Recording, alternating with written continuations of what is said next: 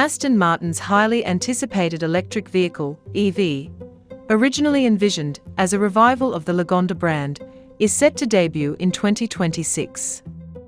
However, the project has faced significant delays and changes in direction.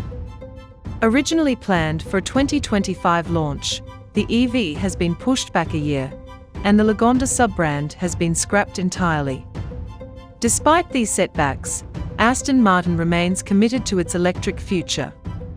The 2026 EV will likely be a high-performance SUV coupe, positioned above the current DBX. It will feature a powerful electric powertrain, likely with multiple motors for all-wheel drive. The design will be unmistakably Aston Martin, blending elegance with sportiness. The delay in the EV's launch can be attributed to several factors, including supply chain issues, the global chip shortage, and evolving consumer preferences.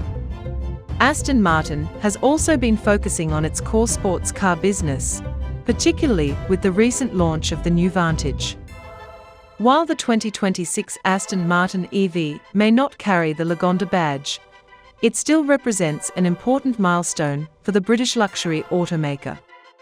It will be the company's first fully electric vehicle, marking a significant step towards a more sustainable future. The 2026 Aston Martin EV is eagerly awaited by enthusiasts and investors alike.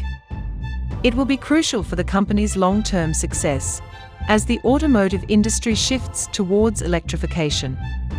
With its iconic design, powerful performance, and cutting-edge technology, the 2026 Aston Martin EV has the potential to redefine the luxury EV segment.